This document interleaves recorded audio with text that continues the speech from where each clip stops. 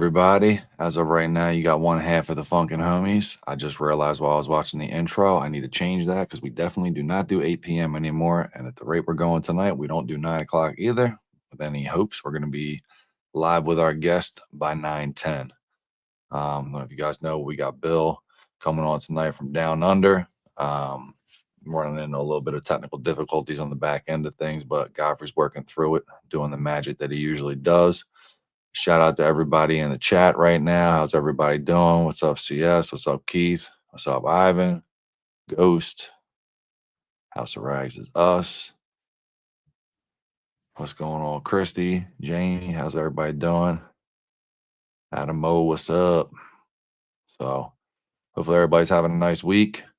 A little bit of a nicer break in the weather here for us outside the Philadelphia region this week so far. It's been really nice. It's going to be probably around 55 tomorrow, which is actually really nice for us as well. And then I'm looking in the 14-day forecast, and I don't see anything but nice weather moving forward. So with any luck, March is going to be a nice, pleasant month for us. Not nothing too crazy or whatever. And hopefully we can get the spring season started, because if you guys are antsy like I am, the biggest thing I want to do right now is get outside, start playing in the dirt. So it'd be nice to pull the car out and stuff too, but playing in the dirt's like my favorite thing to do in the springtime. Got to get them peppers planted, man. I don't know who in the chat likes the hot peppers, but we'll be cooking some hot ones over here. So, but yeah, man, outside of that, we got a lot of things cooking. Springtime's coming around. We're going to have some announcements soon from BioBombs coming forward in the next coming weeks. So make sure everybody pays attention to that stuff. We have a couple new things cooking for the year. Outside of that, I'm trying to think of what else we got going on that I want to tell you guys about. Obviously, we got a business program to sign up for on our website. Thor's running their business program. You can also sign up for. They got a bunch of huge discounts on all the things that they have coming. They're working on a lot of things too. I mean, I can't speak on many of them, but Eddie and Jamie are back there behind the scenes cooking, pretty much in the kitchen all day, every day. So make sure you keep your eyes peeled to Thor to see what they got cooking in the future too. Outside of that, guys, just waiting for the God free to get in here and do his thing.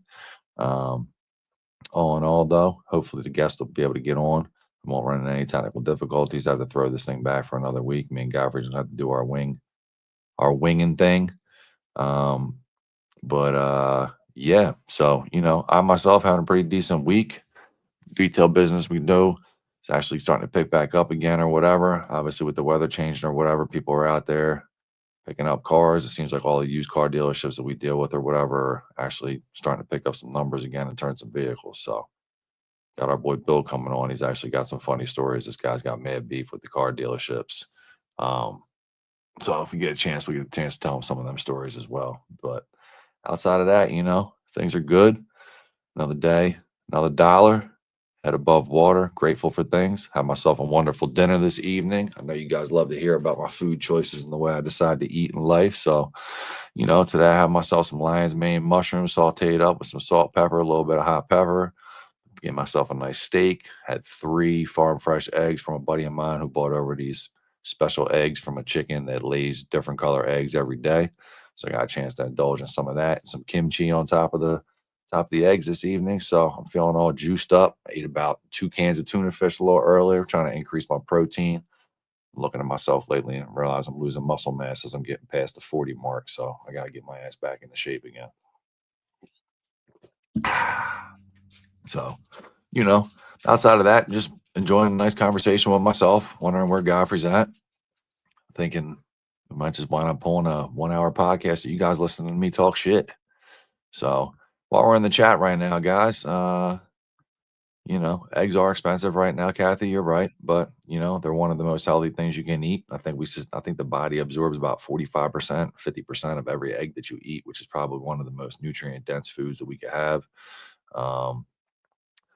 So yeah, Keith, it was funny, man. A dude comes over, he brings me over, he calls them elbows of lion's mane. So I don't know if you guys ever seen a lion's mane mushroom before, but they're kind of funky looking. Hey. What's going on? Welcome to the party, everybody. Bill, can you hear us? Oh, there we go. We're in. There he is. Try to get closer to the computer if you get a little bit closer for us. Get that fit. Yeah, there it is. There you go. That's how I roll. Godfrey, Bill, welcome to the party, boys. Welcome to the party. Bill's coming through us all the way from Australia. So, welcome to the party. We had a little technical difficulties, but we got it going. Sometimes this happens in a podcast, that's just kind of how we have to deal with it.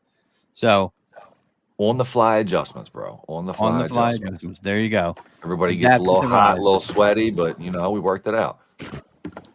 Bill, you can hear us okay, good? Side, that's for sure. Yeah. So, all you got to turn your volume up a little bit. You'll see that there, and then we'll be ready to roll. Done. Look at Christian taking clothes off and stuff. So, turn your mic volume up. Turn your monitor volume up. You'll be fine. Everybody can hear him all right? You guys good? You guys ready to rock? Ready to rock. Is that? You guys have me sweating, man. I'm over here doing a 5-minute podcast by myself. Not hard to do it by yourself. Listen, I've had those moments before. Trust me. It's I mean, it wouldn't be a big deal if I knew 30 seconds before, more than 30 seconds beforehand, but I had a little bit of content available. Well, that we weren't really planning for that. You know what I mean? It just kind of happens. You know what I'm saying? This is what happens in broadcasting. I'm happy everything worked itself out, guys. Yeah, right. So, Bill, what time is it over there? At the moment, it is 1:12 in the afternoon. Wednesday, right? It's Wednesday. Yeah, you guys are behind, so I've just traveled through time. Yeah, it's wild. Nice. There you go. So, we got a lot on the banner tonight. We're going to talk about Bill, what got him the detailing, who is Bill Baker. Got some stories. I think I saw Ivan in the comments over there. Are my eyes deceiving me? Christian, did I see DIY detail? Yeah, DIY's in there. Ivan's in oh, man, he must have heard you were going to be on, Bill. Whoa, he has. I can't see. Where is he? I want to see the comments. Can I see the? Yes, we can see the comments. Yep, there you go. Scroll through. There we go. Hello, everybody. Okay. Oh, look at Ivan doxing him, telling him his address, 14 Berry Street, and tell him Marine. Where is he? Yeah, he says 14 Barry. Yeah, he did say that last time. I've got that on video. Yeah, so Ivan's actually. Yeah, ask him the question. These guys are animals in here. We got a bunch of stuff, we got a bunch of questions to ask him. Infinite, we will ask him plenty of questions later on. Don't you worry. But ask him the question. I wanted to ask you. Listen, we tell everybody's origin stories. I met Bill through TikTok Live. We do TikTok Lives. BioBombs does a lot of friends I met on there through the detail community. They'll do a live. I'll jump on it. Bill found us and he jumped on. What did you know anybody, or did you just see a random live with detailers and you're just like? I knew Nick from Into the Shine. All right, okay. Yeah, he jumped on Wilson's live, and then I jumped on with Wilson, and he jumped on my live, and it just boom, got an invite, and here we are. Nick from the Into Shine. Yeah, Nick. That's Nick is our man. Yes. So love that. So then it just kind of snowballed. He came on, and he was like, "Wow, I fit right in with all these jerk offs in here." Like, the conversation you guys were having was something that I definitely got to be involved in. Yeah. Well, was it detailing related? Was it detailing related? Was it detailing related? Probably was. Nothing was. No. That's typically how the podcast works for us too. We try to stay on the detailing train, and we just right off the side. Yeah. But we'll get into that detailing train. So Bill is from Melbourne, born and bred Australian. You've always been from born in Australia, I'm assuming, or no? Yes. Born in Australia. Yes, born in Australia. So he's an Aussie, right? Question I have for you is, we're going to talk about your origin. What got you into detailing? Because you've been in detailing for how much longer? 25 years, or has it been more than that? There's plenty of cloths over there. What got me in detailing, it's quite a long story, but it's a good, interesting story, actually. I don't know where to start. It's so funny at the same time.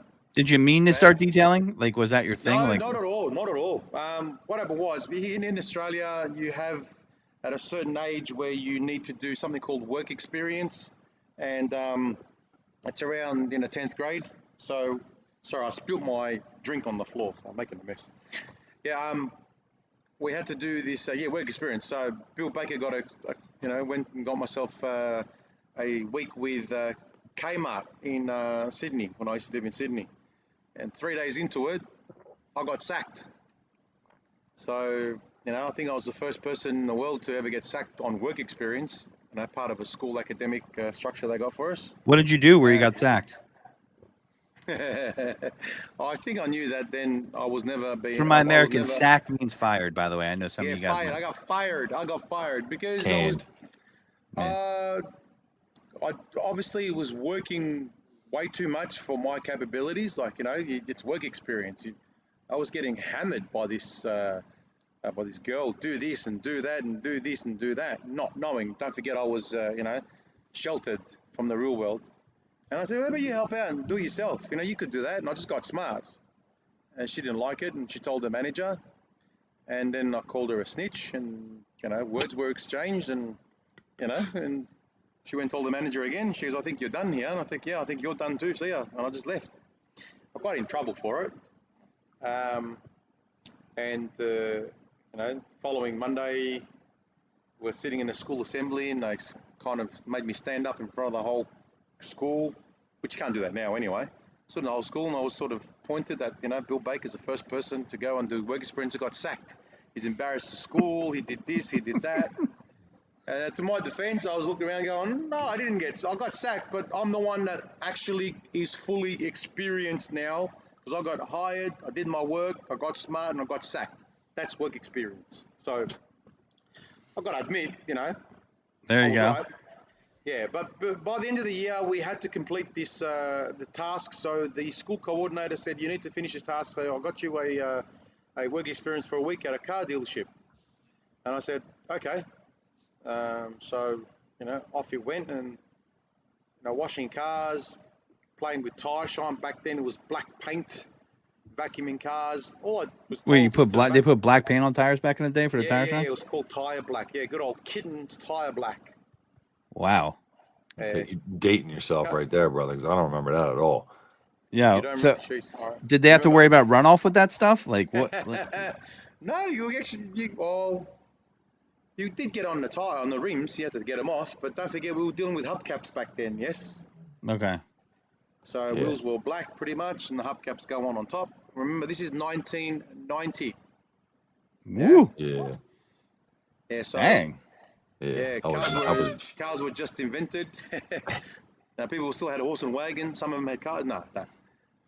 Yeah, I just enjoyed it, and it just watching a guy with a rotary polish a car, and it actually wasn't a brand new dealership. It was a second-hand car dealer. So the guy was doing some touch-ups and stuff like that, and all that stuff, and I kind of enjoyed it. So the whole week I did it. I did everything, and I just got the hang of it. And that's how I teach people too. Like you give them that one job. If it takes them 1 week to get it right, that's a lifetime of experience. So, do the tires, and he said do the wheel arches, and he said start doing the door jambs. Real shitty jobs that he didn't want to do, I was doing, and which we call that detailing now. And I sort of progressed to the internals, and then polishing. I never got hands on to polishing. Back then, I was just doing some hand polishing with the kitten cans. Yeah. There used to be a red can and a green can. Anyway. So you started out at a dealership. That's what got you in. Call it a car yard, second-hand car yard. Car yard. Okay. Second-hand car yard. Well, we call it used car dealer here, but I got you. Second-hand car yard. So, Speaking of used car dealerships, I just seen one of your videos you put up the other day or whatever. You went on a nice little 6-7 minute rant about the used car dealerships. So we'll say this: we got some very good dealership clients, right? That we love. There's some great dealers, really good dealers, and there's some 100%. not some great dealers. You know what I mean? The good dealers that are listening, they know who they are. The bad dealers probably aren't listening anyway, right? So that they're probably not a big supporter of the Funkin homies or the Biobombs brand. But yeah, we were on a live, and you were telling me about like your dealership experience, and I think that probably lends to the video that Christian's pointing to. What was that video about? Like, Christian, I'm curious now. You've piqued my interest. Oh, dude. I mean, it was a 6 minute rant of him just kind of going off on basically how used car dealerships are shit. He's going to keep coming after them. He doesn't care. Stop forcing detailers to do 3 full details in a day. Yeah. The standard stuff that really is an issue in the industry, if you ask me. I mean, the biggest problem I find with dealerships, even the ones that we work at or whatever, I mean, there's certain dealerships, man, where like there's such pressure on top of the detailers to get stuff done. And then some of them guys, they don't really care about their job. They're in there just to get a paycheck, right? And you got other guys that do actually care about their job, that are in there to actually like pay their bills, get somewhere in life, whatever. And I feel like there's just always this dynamic in those shops where it's like you get people that are in and you get people that are out, and you just get half-ass results, most likely coming out of the shops all the time. So it's one of the reasons why we've been in business for 18 years. So Bill, tell us about your video where you were ranting about the dealer. Just give us a little synopsis of it, what you were talking about. I'm just curious. Okay. Get closer you can to that computer. We're not afraid of your face. Don't worry, bro. I promise. All right. Okay. I've got some lighting issues here because look. Oh, I feel like I'm. Does that look You're alright? Or does that glowing. look a bit weird? You've got an aura to you.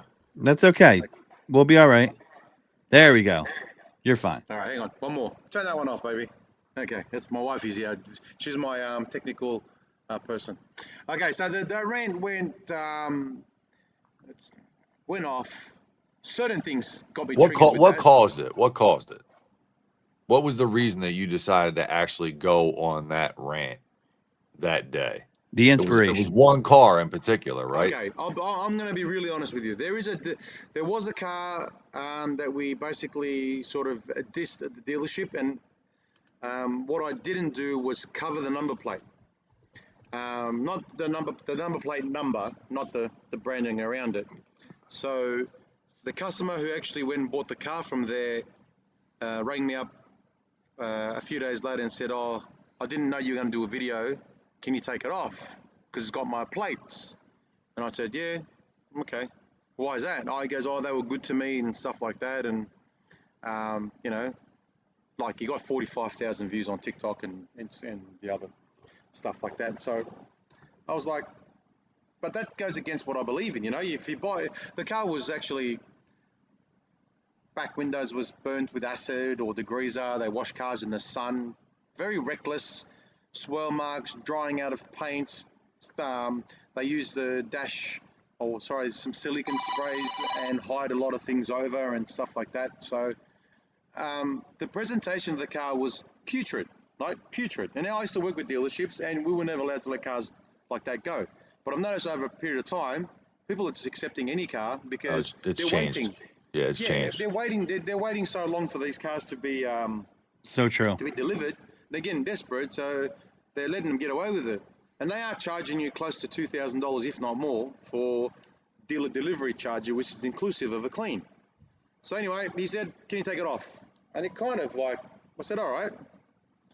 I took it off, and it just pissed me off. Sorry, just peeved me off to a point where I was like, "You can't get away with that just because I showed a number plate." So I thought, all right, that's me getting silenced, and I just started. Like, these people need to know that, number one, if your customer is your most priority, because without customers, you don't sell cars. They're buying a brand that you basically have, valued your company to base around that particular brand. You've told the customer it's the most second, investment. That was a big expensive point investment that you you'll make. mentioned a couple of times. Yeah, like dealerships Yeah, love yeah. to say It's it's the like, all second right. biggest. Yep. And then, dude, I'm not even going to mention the cars we have in here today that have come here, and I still haven't done any videos on them. And they're like, yeah, we'll do this, we'll do that, and then you're given. It's like, oh, here you go. Hey, can I help you? It's like they do their work. Their main focus is tunnel vision to make you happy, and then once you give them the keys or when they sign, it's kind of see you later. Now, a lot of people do come here because the issue is they just don't have they don't feel like they can stand up to the dealerships, and that's why, look, I'm getting popular about it, which is good. They say, "Bill, look, I've just picked this car up, wasn't happy with it. I was bullied into this aftermarket. Unfortunately, I can't do much about that, but I told them to fix that," and they go, "Oh, yeah, we'll come back next week. We'll do it on the first service." Everything's on the first service. It never gets looked at. It's forgotten. And these are stories that I hear always, constantly. Same stories, first service, first service. And I said, well, before I think that before they sign the paperwork, the car should be viewed and looked at and complained about. So anyway, that's when I started saying, I call up the dealership, say, this customer's not happy, and who are you? Okay, well, I'm Bill Baker from Detail Market, and what do you want me to do? All right, I'm not Bill Baker from Detail Market. I'm the son, I'm the cousin, I'm the, fix it up. It's bad. The back window's burnt. These trims are no good. All right. And sometimes I just don't want to know about it.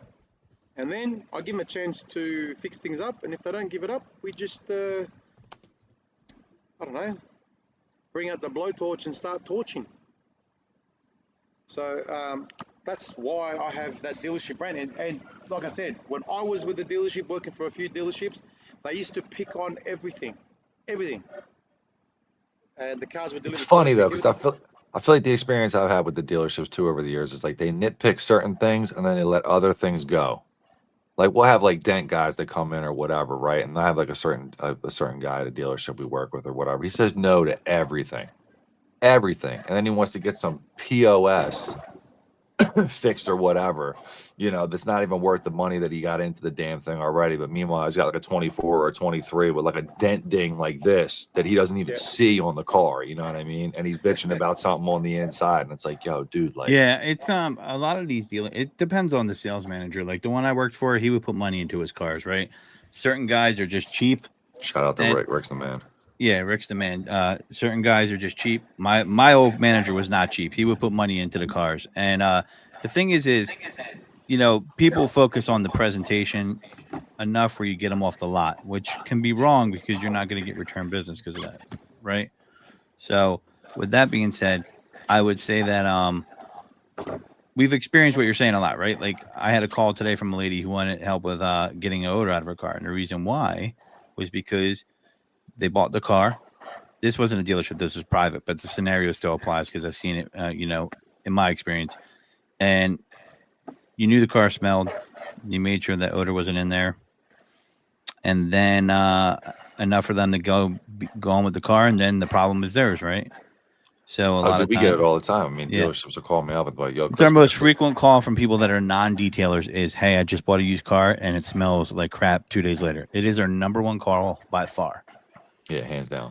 Yeah, that's because the cars come back from the detailers or from a steam clean or extraction. They close the doors and it starts condensating. They put the mats on top of the wet carpet, and next thing you know, you pull the mat up, you got mold growing underneath there, and you're like, well, this is where your smell's coming from.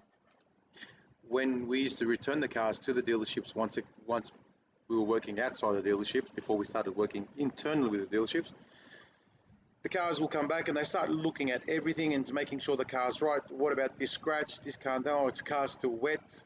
This is what got us better and better. So we've invested in fans and in stuff like that, just to dry our cars. And they were, like, the thing is, if they're picking on so much stuff to the detailers, why are you running away when the customers pick on stuff like that? Right. That's how it is. They're just contradict themselves. They're hypocrites, and it's just the games that they played. 23 years working with them and listening to every time a new person comes along. Like I used to get, well, you can get that scratch out. Even I can get it out. I want to throw a buffer at their head and just say, here, show me. Yeah. Because they can do everything. So I actually put an ad on one of our online asking for, hiring detailers. And he said, it was funny. I said, look, for detailers, blah, blah, blah, experience. Okay, this will suit any salesman who's worked for dealerships. Perfect. He'll be a perfect recruit because the salesman always knows how to do everything. Do you know that? Oh, dude, I got a lot guy that goes crazy over the salespeople, salesman dude. can do everything. They know how to do lots of stuff, but when you let them do it, until they have to do something besides sell the car, then they can't do shit. No disrespect to a lot of my salespeople out there. I know a lot of good guys at the dealerships, but there's a lot of y'all at the dealerships that don't want to do shit either. Hey, take it easy. Take it easy over there. You don't. Listen, it's a party. We're trying to make our commission, all right? Commission only. We got to survive because just like you say, they'll hide behind the detailers. They will hide behind the salesman as well, right? So we're in that same situation, right? Oh, true that. Yeah. No. No, listen to this. When I'm like, some hey, it issue- smells like someone died in the car. Like, you want me to sell that still? But yeah, man, add sticker. What? No, that's Nobody. different. That's different. That's different. Yeah. Look, listen.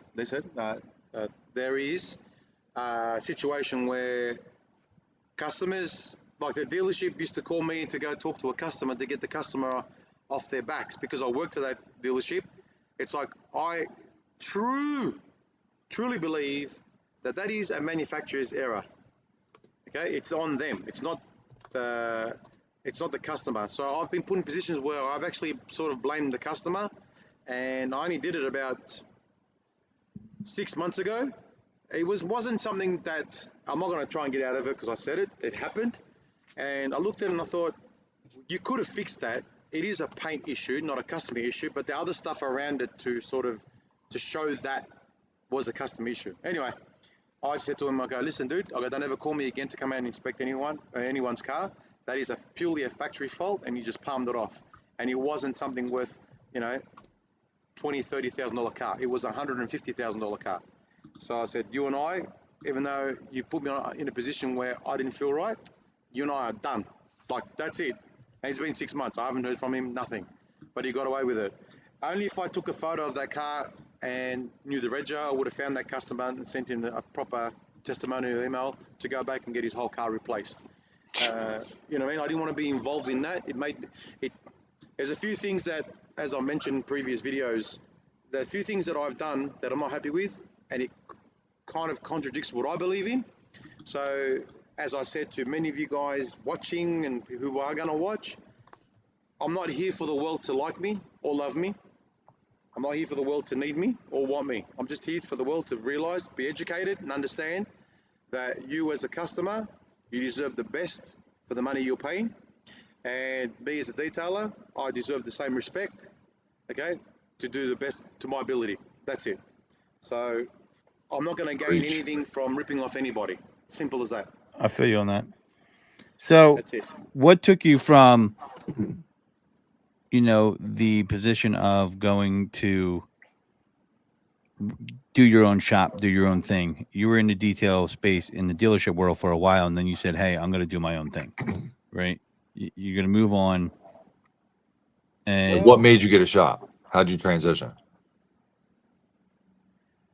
It was actually quite more of a mental issue that I knew if I stayed here any longer, yeah, I was just gonna explode, and I just took a step back and realized that the ones who will be watching will understand that I looked at my left shoulder or my right shoulder, whichever way you're looking at me. I'm like, why the F am I carrying this dealership on my shoulders? I'm the first one there and the last one to leave. I'm getting jack shit for these cars. They don't appreciate it. They're not doing what I want them to do. We don't have the right lighting in here. I go, you know what? I was waltzed upstairs and said, hey, I'm done. Why? We don't want you to go. You've been with us a long time. I said, I'm done. COVID came in, less cars, more fussy people, COVID more workers. I was paying for stuff out of my pocket. Just realized that all we were doing is just spending and spending and spending. And then people got lazy and staff got lazy. They weren't turning up. They found other avenues. And I thought, what I've done for the dealership for the last 23 years and other dealership, because I was one dealership, I was working there pretty much full time while I had other dealerships working for them as well. But there was this one person that just he was a needy person, needed me there. But anyway, that's another story. We'll get into that shortly. I just thought, I've done so much for them and I've got nothing back besides finances, and I'm losing my marbles, I'm losing my hair. No one cares. No one's got passion. I thought, nah, stuff it. I'm going to put everything I know. I've always wanted to get my own shop, teach people, because there's, from an emotional background as well, it's like, you know what, I knew that I was worthy of more than just being this detailer, keeping their customers happy. And whoever's watching, you just bought a car from a dealership, and one day you'll be buying a car from a vending machine. But the cleaner who cleans your car, if they don't show passion and integrity with your car, that means we're all doomed, yeah? So I thought, nah, I've done more. It'll be 2 years in May in this shop. I've done more in 2 years, knowing you guys, traveling the world, detailing and customer than I've done in 23 years. That's it. That's amazing. When people ask me, how did you go? Like, how do you become so good at what you do? And I'm like, it's just persistence. Yeah, So practice, that's why. practice. Yeah, Was that's why was I do COVID was COVID crazy for you guys for Australia as far as the dealerships go? Because I mean, Okay. it was so wild for us. I mean, we had, and I mean, Godfrey, you may or may not remember some of it because I think you might have been. You were gone then, right? No, I was still there. Were you still there? I was through the They whole were COVID buying. thing. People were coming in, dude. With the car inventory was so low. People were coming in, and literally they were test driving cars that you couldn't pay me to get inside and take a ride down the street in. I mean, shit all over the floor, cigarette packs busted open, food, trash, the car. I mean, dude, I could never get me to buy a car if I saw how it looked before it went through detail. And these people were coming in every day buying cars, sight unseen sometimes. And if not, the salesman be like, yeah, we just haven't made it through detail yet. And I'm just like, I can't believe people are actually spending money on cars that look like this. And they're like, oh, yeah, detail's going to clean it right up. That's true. There's three answers to that question. Number one, COVID. A lot of dealerships here in Australia or in Melbourne made a shitload of money from the Same government. here. The same here, dude. That's no different. Man, the government got some dealerships who weren't doing too well to become on top again. They got them out of debt, whilst the customer stayed at home. Secondly, Yeah. is some dealerships were running shop when they shouldn't have been. So they're getting paid by the government. The salespeople were getting paid by the government, but yet selling cars for the dealership. So yeah, once an audit's done, they'll learn. But we were the longest state in the world to be locked down. We were locked down for 238 days. Locked down? We were locked down for 238 days for 1 year. So we were locked down pretty much for the second lockdown. I don't know if they were consistent with each other or we were locked. Locked down. Were The you longest considered in the world. Were you considered to be essential, and were you working the whole time, or no? Yes, I was working all the time, and this is Same where here. I Dealerships made my were money. considered essential. Well, this is the thing. Once COVID was lifted, I didn't say I made a lot of money, but all the workers started finding other jobs like Ubers and Uber Eats and stuff like that. Because that's the only thing you needed to work. You needed to find other jobs.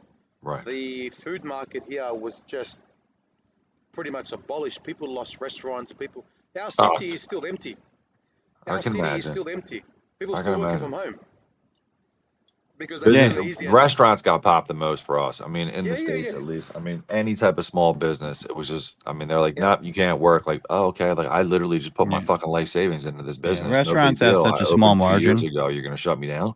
Like, Restaurants have such a small margin. It's almost impossible. I mean, some of them got saved from some of the programs, but some of them didn't. Yeah, it was a shame. lot I mean, didn't, dude. yeah, a lot didn't. It was a shame. But yeah, there was a lot of money made. And the funny thing is there were cars like, they were painting the bumpers also. And you had to do what you had to do though to survive as a dealership too, because you only had so much inventory. So you had to find you were hunting for presentable cars. I mean, I will tell you on the other end, they did make a lot of money. But there were customers that were getting money on trade-ins, man, that they would have never gotten. Like if you were trying to get out of a car.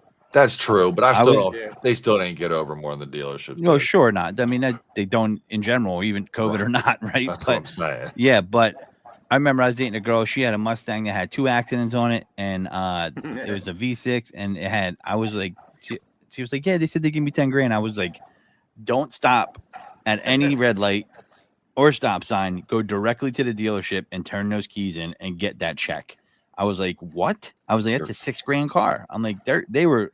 If it had 4 wheels and it ran, they were buying it. And they were selling them. They weren't even And sending they were shit to selling 'em. auction. They were turning around and flipping them at that point because the inventory was so scarce. Yeah, for sure. So you got into the shop, and then I saw a couple videos, and I saw the one you were talking about me.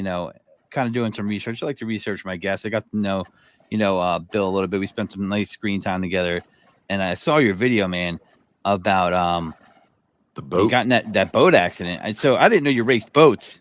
So when you think about Your brother races boats. Your brother races boats, but I was like, was he racing boats when I'm watching it? And and I'm watching it, and when I'm watching it, it reminded me of like If you've ever been overseas and you've seen Australian TV or like English TV, the way they do the reality shows is a little bit different than ours, I right? dude, it was shot like a homicide special. Yeah, and I was like, I was like, what is this?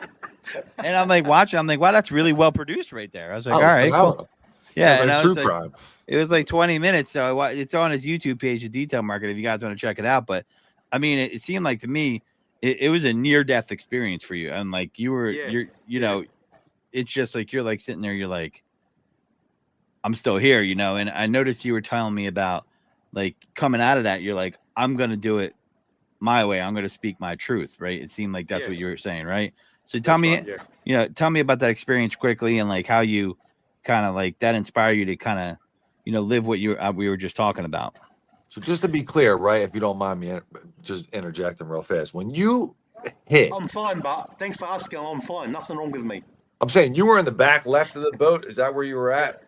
And back left. Yes. and literally, like, I guess you just guys hit some chop, and the propeller, something I don't understand. You got thrown to the front, right? Yeah, that's right. So the boat lifted as a slight turn. The boat sort of got a bit of wind underneath, and when it landed to a complete stop, which launched me from like this and smashed to the other side, which I saw coming.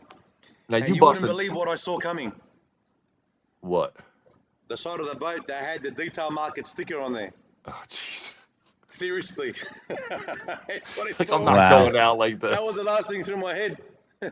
Now, what did you whack your face on the fiberglass? Is that Yes, like on the indent, right on the inside. Dude, The that's strongest part of the structure. yeah, That's yeah, about right where the bend's at. You know what I That's mean? right. Yes. Yeah, man. And that boat was built by hand by myself and my brother. Well, he built most of it. So Your brother he said that made your space. face was more swollen though when he punched and knocked you out before. That's what he said in the video. Is that true? Yeah. That's what he says. Yeah. He He likes to say that. He's like, so are you the older brother or the younger brother? I'm the oldest, so I got a sister and me, another one, then him. Oh, So he's never really bro. gotten the best of you. He's never really gotten the best of you. He's just throwing that in the story. Is that what's going on there? No. He's actually a very strong boy. Just imagine Steven Seagal and Mike Tyson having a fight.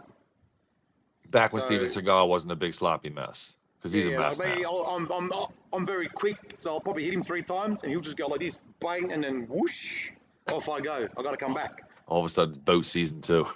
Yeah. All right. Well, what was funny is that obviously we didn't go on. I went on live pretty much a couple of days later, and just so everyone I was okay. And I went on live like this, like my eye was closed up, big bruised, and had a bit of it was swollen again. So it swelled up, went down, then swelled up again.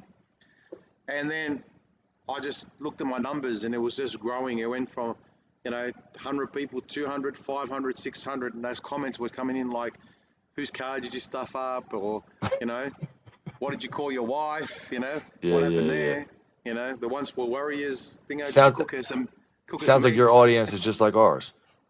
Yeah. Someone goes, if it bleeds, it leads. I was like, what? Wow. I was like, damn, bring it on. That was fun. Did you get a plate in your face or no? No. It was actually quite a hard hit. And me being thick-skinned, I think I healed fairly quickly. So I've only got a little bit of a scar there. But from the photos that you saw, it was all right. How long ago did it happen? It was 1 year in October last year. Oh, so it hasn't even been, it's just been a year, just a little over a year. Yeah. So I think I still had concussion for like 12 months, and I've just recovered from a bit of concussion. Wow. Brain fog, just randomly, like now I just get random dizzy spells, or my speech was pathetic. My speech was like this sometimes, like I'll be talking and then go, what the hell did I just say? Never mind, yeah? Like brain fog? Brain fog, a lot of things happen. So it was a very, very strong hit. They said it's gonna, headaches and stuff like that. So sometimes I'll do some stuff and think that's not normal. Do you think that the helmet and the life jacket would have even did anything for you? Because where you hit? Well, the helmet I tried to put on, but it wouldn't fit because I'm a bit of claustrophobic. I didn't like it. But we weren't racing that fast. And the reason why the vest was on my chest was just to be, just for the live, just to be fun, just to be funny.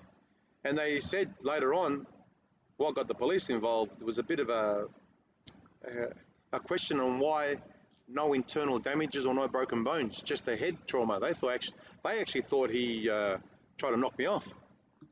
Well, Eddie just put something in here. He says like you're Patrick Swayze and Ghost asking questions in the chat. They feel your presence, but they don't hear you. Like you said in the video, right? Like you saw everything. Your eyes were closed, but like you saw everything going on around you. Yeah. I'm so intrigued by these That's what brings us experiences. to Mr. Godfrey's question. Like,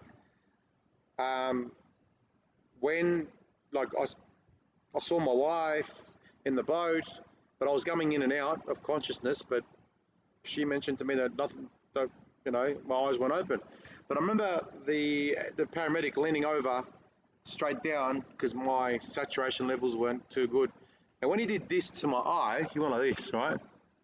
So I could see him already. I could see him, and he went like that. He done a torch there, and he said, "All right, we got to go now." And that's when everything just happened. They just started moving everything, and that's when I started getting scared. Right. So I thought, well, you know, when he did that, I was like, what? And that's it. Everything just went downhill. Yeah, from you there. hit that shock factor, right? It's like when you cut yourself or something like that or whatever, and like until you actually like you get a nice cut, you're looking at it like, it ain't that bad or whatever, and you start looking at the shit, you feel your finger thumping blood, you're like, oh man, like now I'm getting queasy. You know what I mean? So yeah, it was a bit scary. So through the whole process of that, and you know, coming in and out, looking just exactly like you see in the movies. You know, you're in a.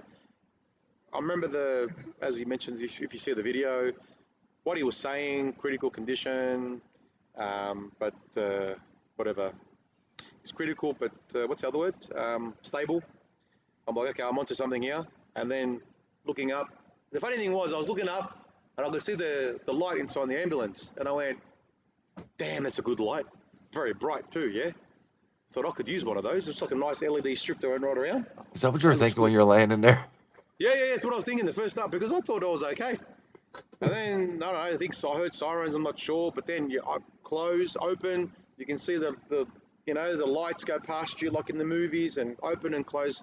I think I opened and closed a few times and I saw people lift me up and then pull me back, lift me up. So it was a CT scan, X-ray, ultrasounds, all that kind of stuff. And I thought, I'm dead.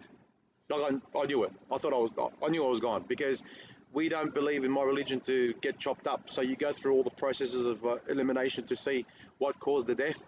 And then if they don't find it, they will chop up. But if they don't, if they do find it, they'll tell you that's what's happened. If they don't, they chop up, and we get buried within, 24 hours. So, been through all this stuff, I thought, nah, that's it. And then when my wife came into the room, I was in a room, and because I couldn't move at all, I was looking around, and I thought, that's the quiet room, yeah. And then the choir. I thought that's it. And she comes in. I heard the lady say, "I'm sorry." Like she was only sorry because my wife was trying to find where the room was. And when I heard "I'm sorry," I thought she was telling her, "I'm sorry for your loss." I'm like, "Oh Like shit!" that you're I'm passing. Yeah. We're like, I'm still here. I'm still here, dude. I'm still here. Oh, well, she came and put her head near my shoulder. She said, or not she, my wife goes, but she was sort of very upset. So she's talking under, while crying at the same time, saying, "What are you saying, babe?" Like, all I heard was, "I'm glad you're okay," or something like that. "What am I going to do without you?" But I didn't hear her say, "I'm glad you're okay." I heard her saying, "What am I going to do without you?" And I'm like, "Hey, babe, I'm here. I'm okay." And she goes, "I know." I'm like, "Oh my God, thank fuck, man, I'm okay." That was the only thing I needed to hear, that I was okay. And she heard me. I was like, "Oh God," I don't know how long I was out for, but it was just very scary for me. So we got a burning desire question in the chat. Okay.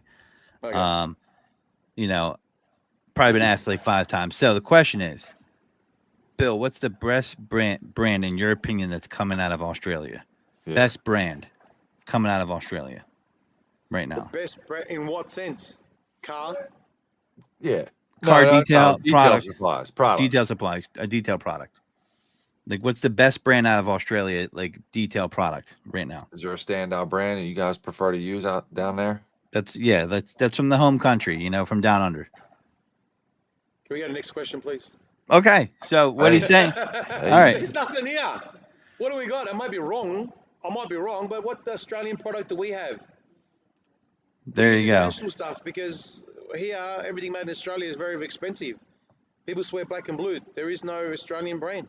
There is none. If I'm wrong, please correct me. But if I, So, I mean, what chemicals do you use? You import everything? well, I'm a Sonex man. I prefer Sonex because Sonex is pretty much the only product that I reach out for and works across everything. And if that ever failed me, 3M comes to the party. And that's pretty much it. You guys are that limited down there.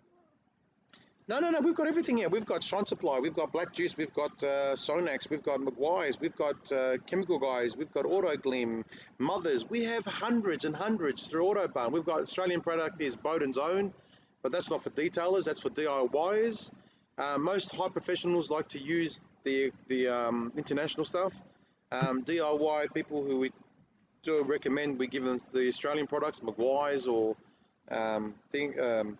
yeah, Bowden's Own. There is Turtle Wax. We've got Turtle Wax here, but when it comes to detailing, we do need to make sure that we have the right product because detailing is time consuming.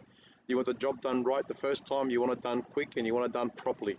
That's how efficiency is huge. So, apparently, Bill. Apparently, I asked you what was the breast brand. Is what they're saying in the chat. So it, is the answer still the same when I ask you what the best brand is? But apparently, I asked you about a breast, according to the chat.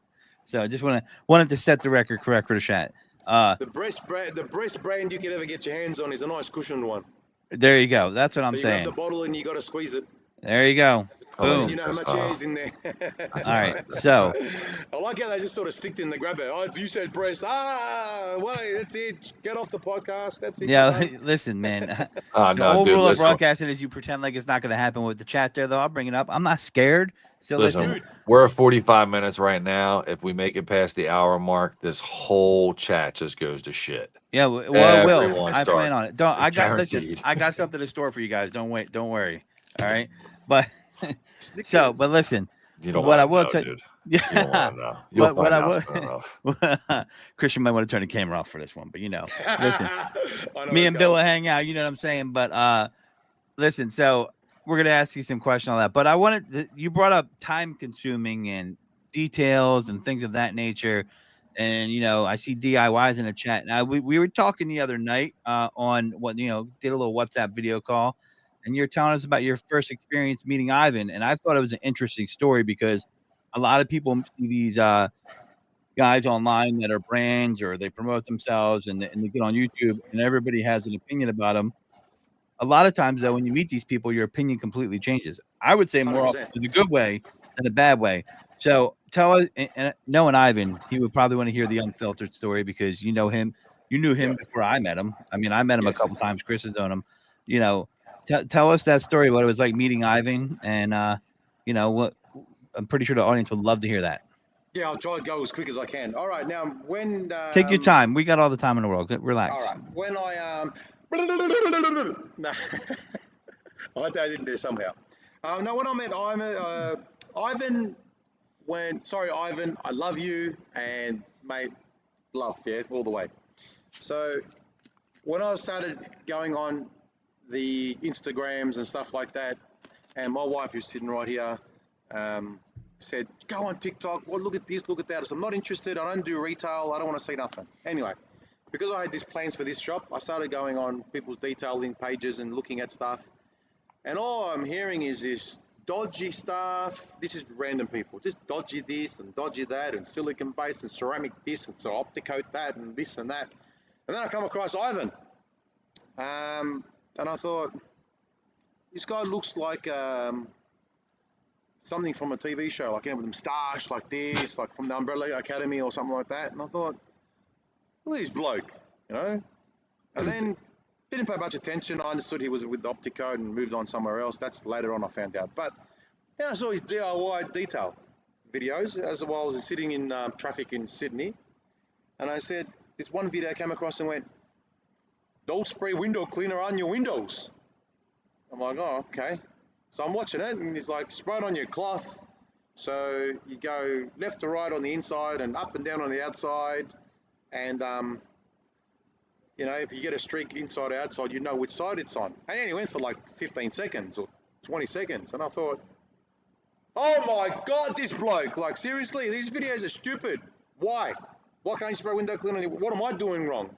Who are you telling everybody that you're right? Don't spray it on the windows. I want to know why.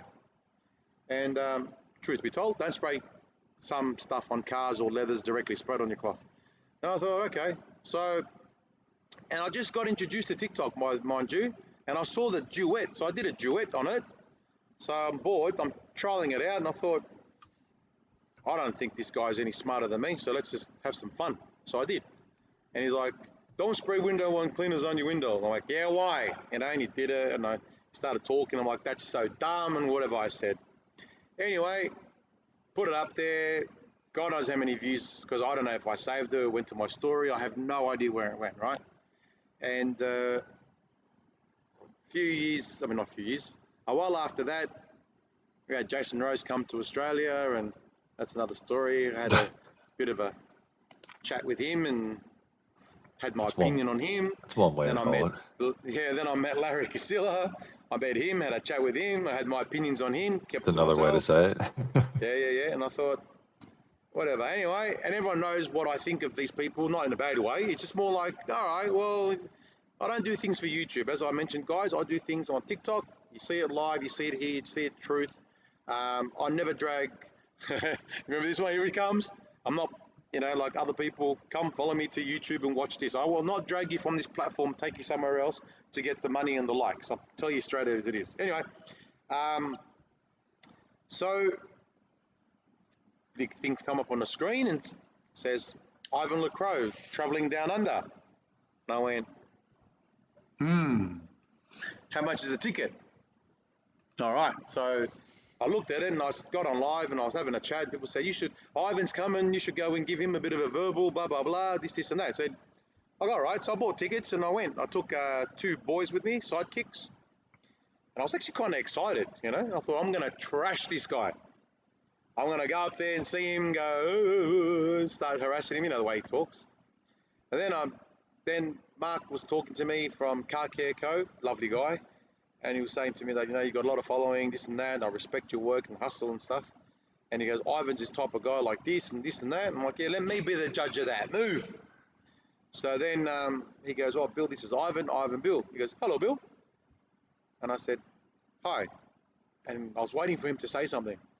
I go, I don't know if he said, do you know who I am? I think he said, I know who you are now, or I know who you are. I don't know. I thought, he's seen that video. He must have seen that video. And I'm shitting bricks too, yeah? I was so cocky and confident before I got there. But when I saw him, I thought, oh, this guy's, pissed. But as he got talking and stuff like that, explaining his products, and look, we can agree to disagree. There's some products in any range is great, and some of it isn't that, it isn't suitable for you. Not good, not bad, isn't suitable for you. So it is called DIY detail. So he was starting to explain a few things, and he was explaining things logical. He's been in the dealerships like myself. He's fast-paced. He works smarter, not harder. And, one sidekick was going, this guy sounds like you, because I've never met him. This guy sounds like you. And then 5 minutes later, he didn't hear what he had to say. And he said to me, bro, this guy reminds me of you. And in my head, I'm looking at this bloke going, bro, you sound like me, And Ivan started growing on me. And it was nice to meet him and had a quick chat and stuff like that. So I was kind of nervous. But then he was doing another visit with another training thing with other detailers. So I was invited there, and I just got along with him really well, talking, and we made a video. Why are you yawning? Are you bored?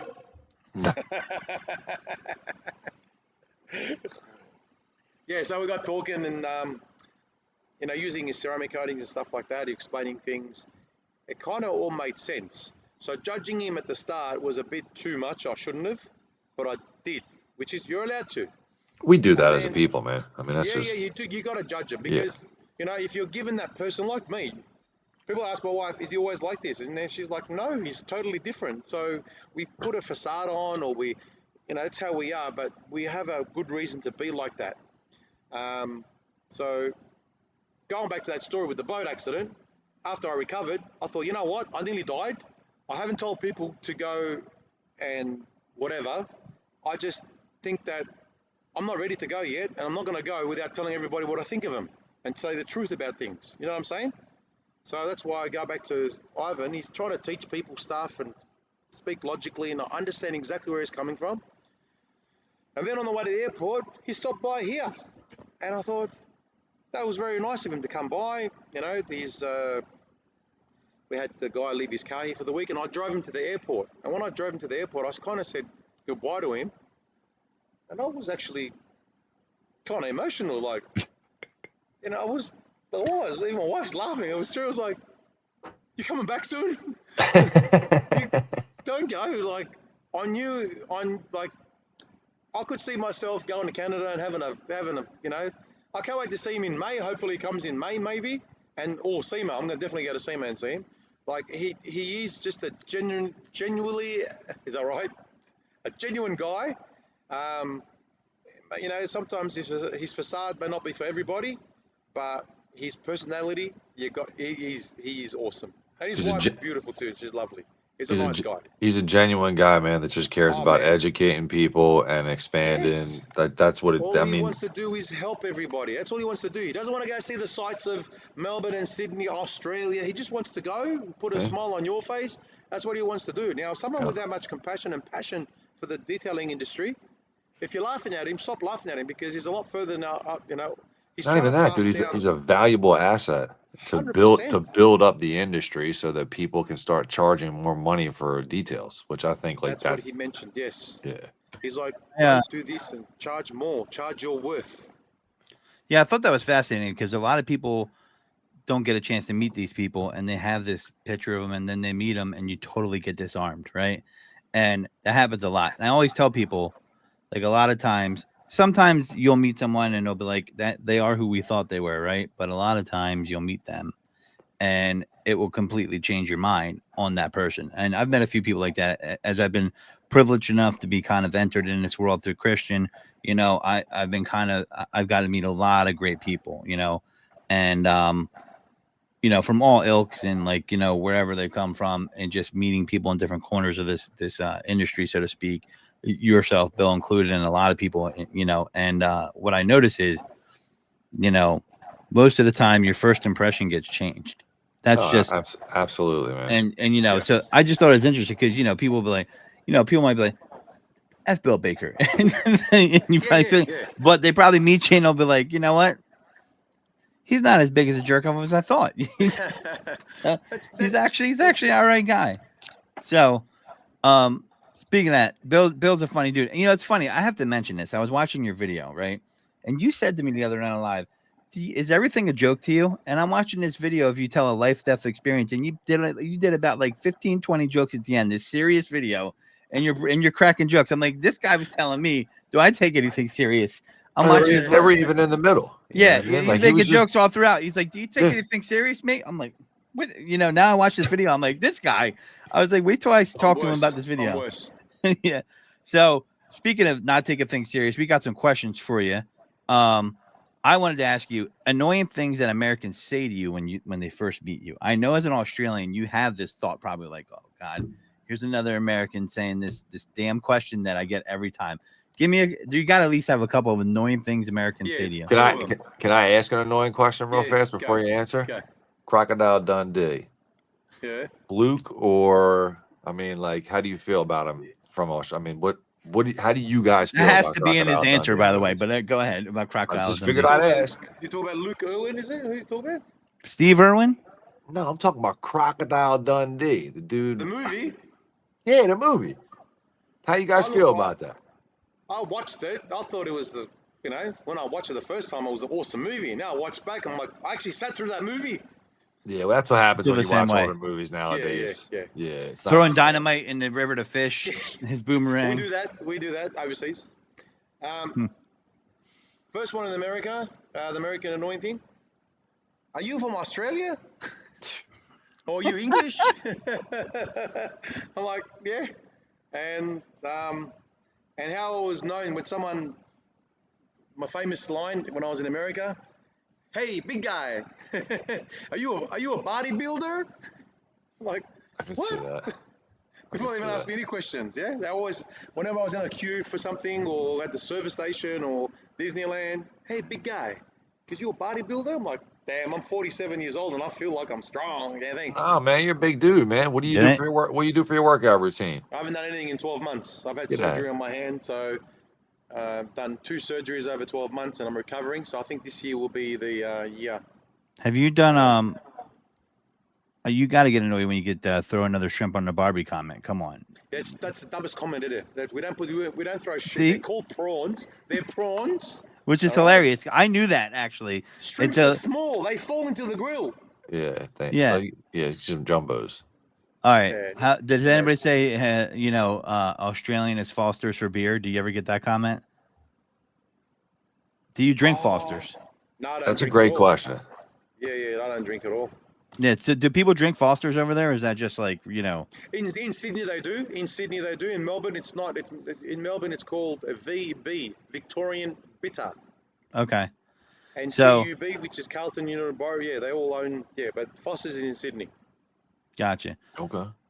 Yeah. I can see that. Are you from Australia? No, I'm not. That's that's probably number one, I would guess, on your list.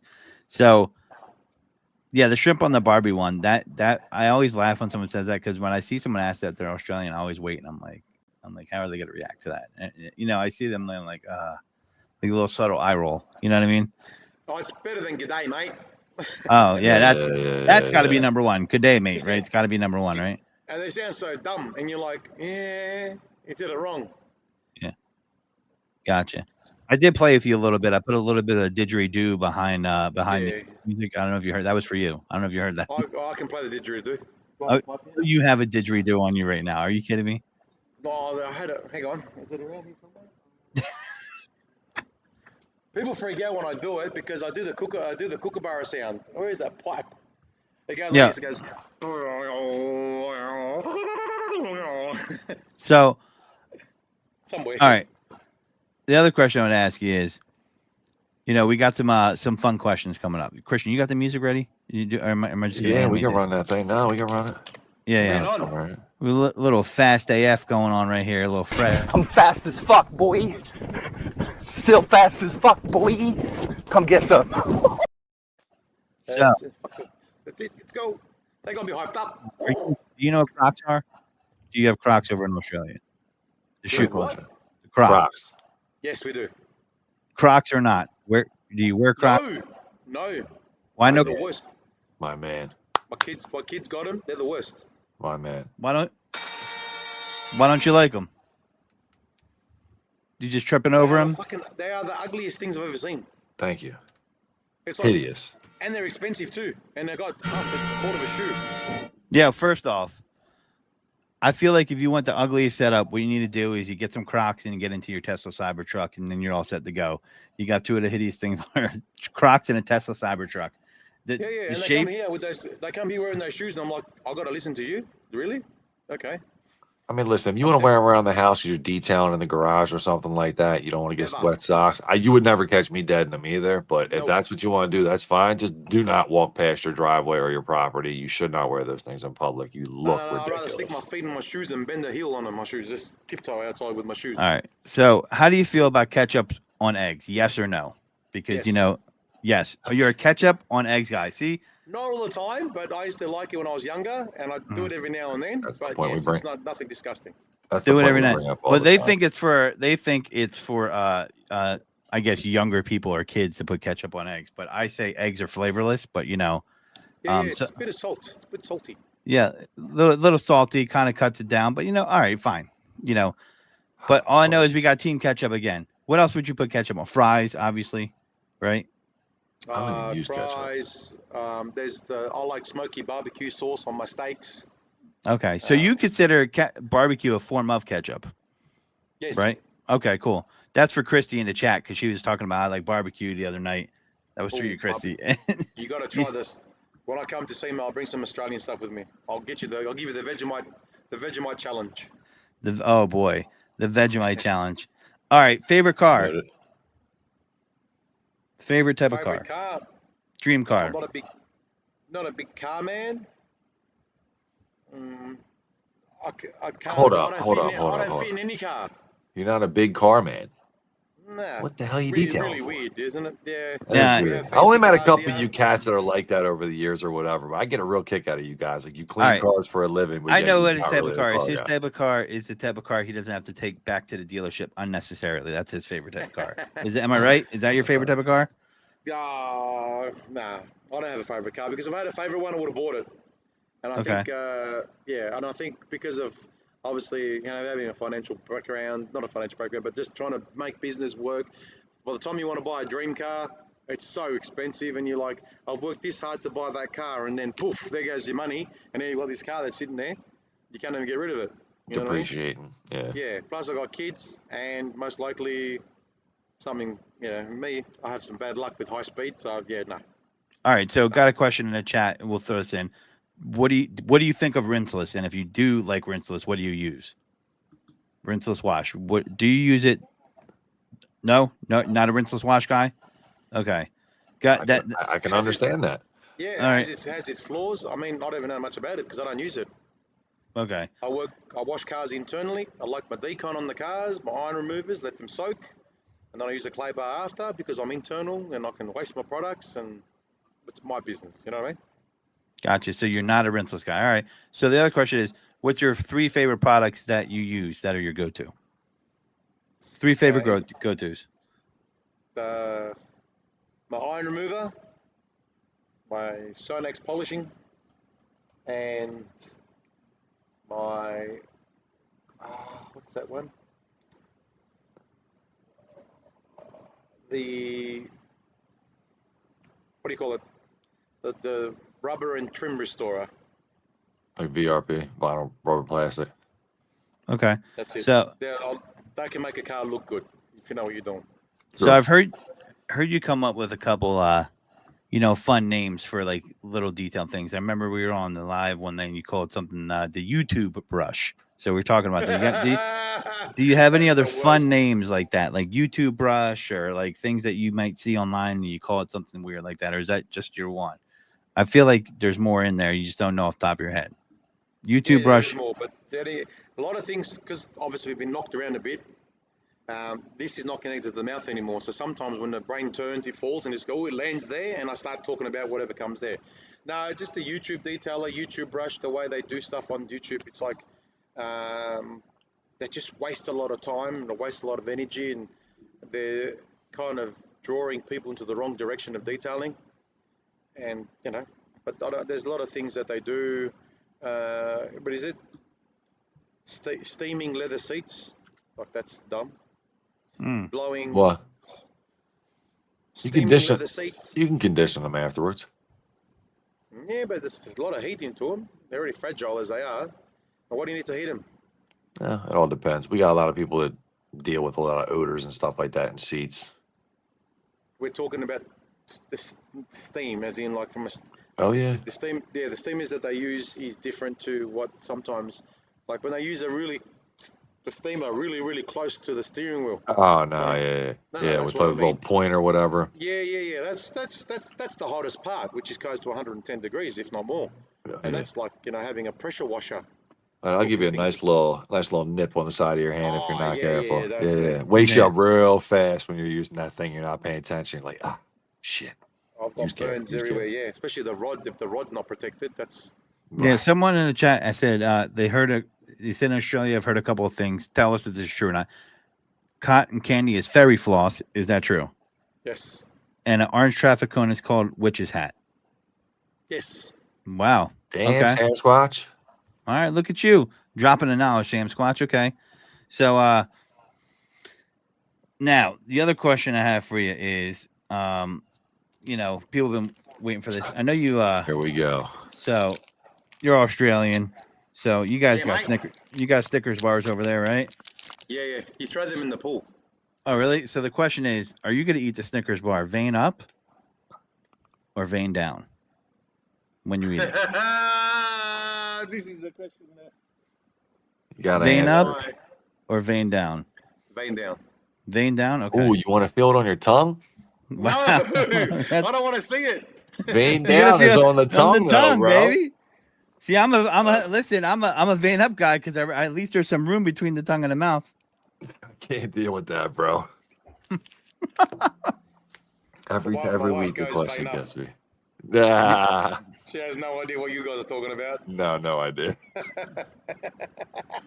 She's like, Yeah, well, listen. So I before we know. forget, I want to make sure we ask you, dude, what is your channel on YouTube so we can have everybody that's in the chat actually jump on and sub on you? It's the Detail Market, right? yeah, it's the Detail Market YouTube, All right. yes. The Detail Market, you see some videos. Honestly, they're not scripted. We just had some guys come in and film us as we were going on, working away. Pretty entertaining. We've got our little friend Moe. He just likes to annoy me. And I think when the cameras come out, he starts playing up. And he's just gets under my skin. And I get under his skin as well. Mm. You know, when you've been detailing for a long time, you think you're always right. I'd like to think I'm always right just to help people, but sometimes he was always trying to prove me wrong, and it didn't go too well for him. That's it. Okay. So, favorite food? Believe it or not, curry, Thai Okay. food. Shit. I wouldn't have got I that like one. it chili burns. Nice. Okay. So Hot you pepper like fan? you like the hottest of hottest, or you like? I like hot stuff, yeah, for some Yeah, reason. man. Heck Okay. yeah, People bro. say I don't like it hot because your tongue burns and you can't taste the food. I said, no, the Thai food is the one that actually gets me nice. Yeah, Thai food does get you really nice. All right. Well, you Yeah, know, I I agree. hope you have like 3-ply toilet paper because Thai food's gonna get you later on too. So you know, All right? depends. All depends how shitty the rest of your diet is, Godfrey. Yeah. So sandals, yay or nay? Open to sandals. Sandals? Yeah. Yeah. Yes or no? No. So I fuck with Bill, man. That's my guy No, right no there. sandals. So you don't wear That's as a hot as catch-up it gets thing. in He's good with Australia. You're not fucking with Anybody sandals. who shows the dogs other than women, And Jesus. geez, mate. We That's don't want it. to see your hairy toes. No. That's a dude, great answer.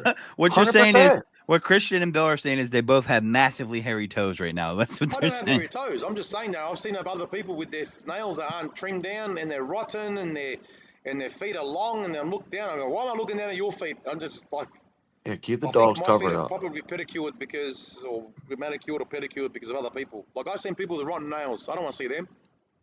Yeah. Well, yeah, you gotta have it straight if you're gonna be wearing sandals. I feel you on that for real. So we got a Chicks, couple. it's fine. You go open toe shoes all day if you're a female. That's fine. That's like Nah, part man, of not if they got hammer time toes too. They're under the same restriction. I'm sorry, man. I don't want to see a cracked big toe. I don't care if she's a chick or not. If that thing I looks like don't it's a think that man. most women are going to go out with their toes not looking proper if they're exposing their feet. Men, on the other hand, don't care. I don't know, because Bill. Have you ever most- seen women with ugly, like cracked up toenails on their feet? Yes. Thank you, sir. Is it as often as men? No, No. of course Thank you, not. sir. Because women used to say, to judge a good man, you can tell by the shoes he wears. Much, yeah. Obviously, keep looking at his Or feet. the He's not looking at your head. sandals. Man, Yeah. Not sandals. I'm shit out of And luck if Jesus, that's- yes, you mentioned Jesus. That's it. Yeah. All right, so 3 more questions. Loyalty or respect? Which you prefer, loyalty or respect? Respect, because there's no more loyalty in this world anymore. Okay, it hurts my soul to hear you say that. respect. All right. I mean, I'm not saying that. I'm saying that there's no loyalty in the world anymore. But I Right. can There is understand why loyalty. you say it. I know. so we're going to ask you these two last questions so you can dispense some knowledge of your vast years of a quarter. We're going to say a quarter century at least in the detail business. Oh, Don't God. mean That It was would my birthday That would- yesterday. Thank you that for would the birthday hurt. wishes. that. It's your birthday today? Yesterday. Shut up. For Hey, real? Really? Today for you, it's March 4th. Yes, it's my birthday. I won. Happy I birthday. wasn't late. Happy See that? birthday, brother. Happy birthday. It's not belated. It's on time. It's my birthday. That's nice. so funny, dude. 49 years old. Wait, so wait, if you we guys got- want to. You hear that? It's the birthday whistle. And that's the birthday party right there. So, all right. So, what is the hardest thing about getting into the detail business? If you're talking to a new detailer, Finances for all these ridiculously expensive products. I can't even say that right. That's the hardest thing about getting to detail, because now machines are getting more expensive and products are getting a bit more expensive and steam cleaners are expensive and all that. To get the setup is that what you mean? No. yeah. Now I have to ask you this though, because I know that as soon as you said that, they're probably thinking in the chat, what is his favorite polisher to use? What is your favorite? Yeah, hand down. Yeah, what is your favorite polisher? What's your I know- go-to? What's your go-to?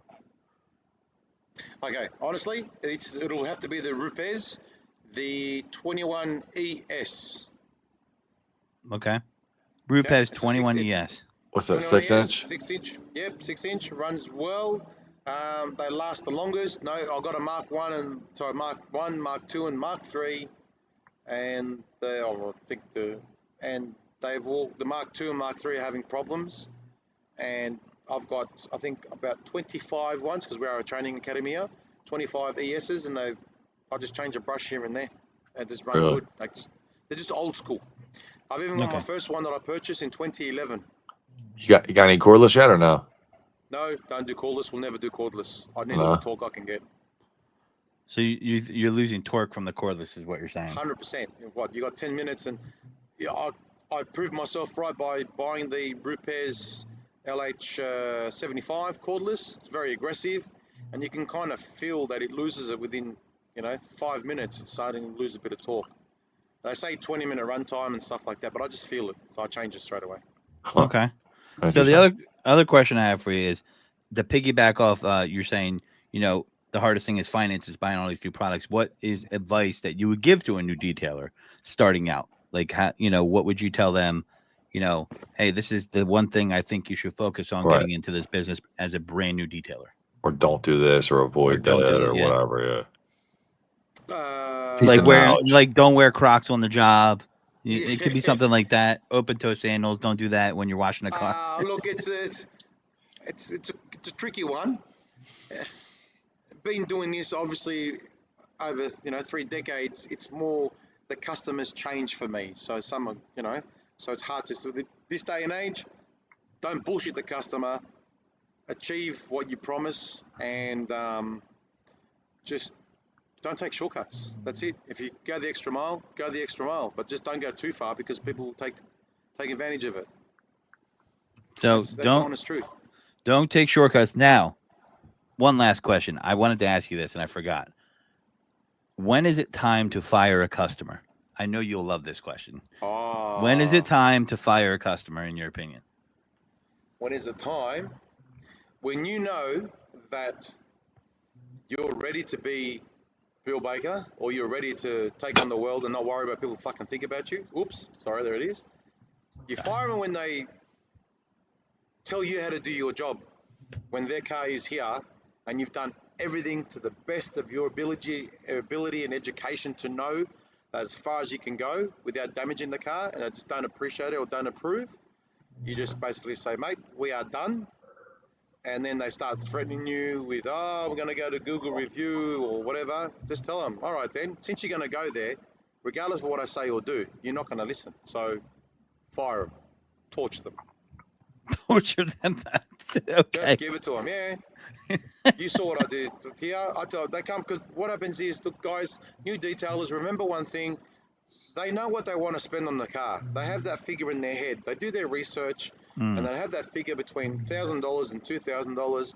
You just got to find the happy medium for them, and if it's acceptable, they go for it. But just make sure if you say $2,000 and they say yes, you deliver $2,000 worth of work. All right. Don't take, oh, it's all right, you won't care. Don't have that attitude, because it's very hard to get your reputation out there, and it's very, very easy to lose it. Because every day there's new detailers coming out. Everyone thinks they're better than each other. Well, yeah, it's like don't overpromise and underdeliver. I mean, that's really what it comes down to. Don't promise the world and deliver an atlas. Right. And that's all it is. And we have guys who just sort of undercut each other.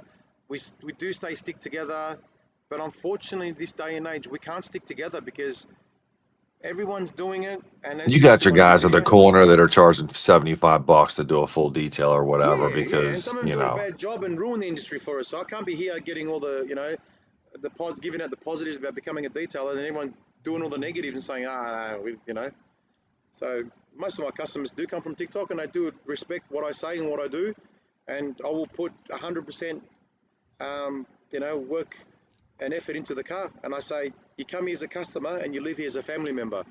So don't stress, just come back and I'll fix it up for you. Before you say anything bad online, bring back the car here and I'll do whatever you need me to do. Because sometimes people just don't understand how things work, yeah? Yeah, customer experience is important, man. I think education for a customer. I mean, you said something about being between like $1,000 and $2,000, right? Like you talk to a customer within the first couple of minutes of talking to them, you know exactly where they're going to probably wind up landing on that scale, right? So Yeah, like that's you right. kind of cater your pitch towards where you feel like they're going to be at. If you can add a little something extra to grab a couple bucks or whatever, more cool. But if not, for the most part, it's like teach your customer that hey, this is what I can provide you for this price point. This is what I can provide you for this price point. If we Yep. get somewhere in the middle, I mean, obviously it's a dance, right? Yes. The most negative thing about customer negatives are detailers. If you're watching, sell the ceramic coating as it is. It's a sacrificial layer of clear to assist the car's longevity because it's durable. So you will have to polish it when it gets scratched, but you're polishing the ceramic coating and saving your car from fading because paints are getting thinner. Stop making videos. Okay, water retention and water loss and hydrophobics is one thing.